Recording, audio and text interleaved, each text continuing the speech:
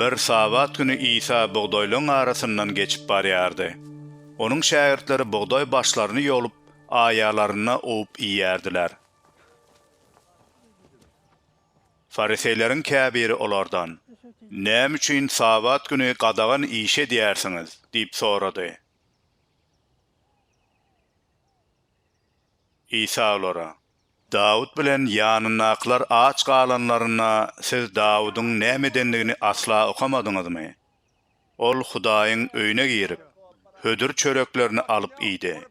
Ýanyndakylara hem berdi. Bu olar üçin qadaganny, diňe ruhanlara ruhsat berilenni," diýdi. İsa olara ýene-de, "İnsan ogly hatda sabat gününiň de hökümdarydyr," diýdi. Başa bir sabat günü İsa sinagoga barıp halka öwretmäge durdy. Ol ýerde sag eli şel açan bir adam bardy. Tövrat mugallimleri bilen fariseyler İsa'ny aýyplamakçy boldular. Sabat günü hassa şifa berermika diýip onu aňtadylar. İsa olaryň pikirlerini bilip, eli şel açan adama, "Yerinden tur da orta çyk," diýdi. Ol hem yerinden turup ortada durdy.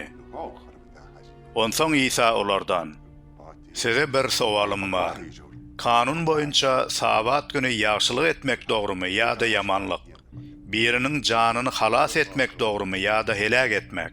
diýip sorady.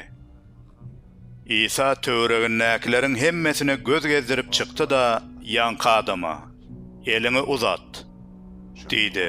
Ol hem elini uzatdy welin eli dolu sagally. Olar bolsa gahar gadaba münüp, İsa'ny näme etmeligi barada öz aralaryna maslahatlaşmaga başladylar.